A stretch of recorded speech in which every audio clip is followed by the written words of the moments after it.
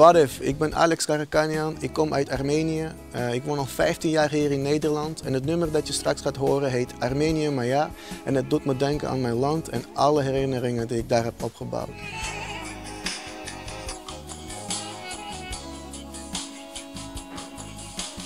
Мама, не грусти, береги отца, Бог вас сохранит. Мама, не грусти, не грусти. Родина моя, как ты без меня, на вершинах Ja, het doet wat met je. Ik weet niet. все мои друзья, сберегла ли ты все? En wat doet het dan met je? Ja, ik weet niet. Ik word helemaal een beetje verdrietig en zo van dat ik dat moet missen. En dit is een van mijn favoriete artiesten dan. Hij heeft echt een hele mooie stem.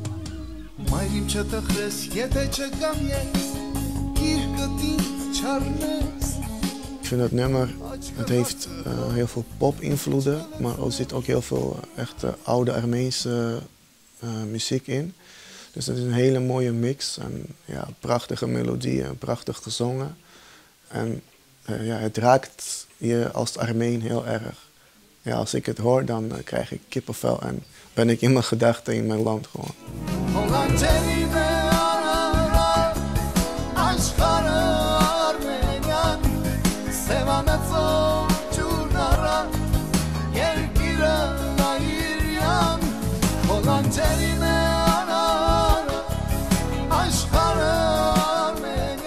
In die clip hebben ze ook hele mooie plekken gefilmd in de bergen en rivieren. En ja, dan zit je te denken, wauw, dan zou ik daar willen zijn op dat moment. Ja, die heimwee.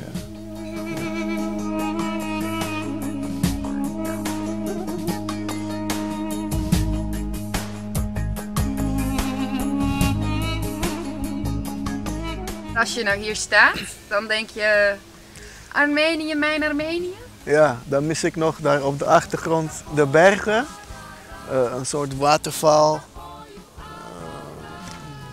Ja, meer geluiden. Misschien een beer die even voorbij loopt. Ja, echt.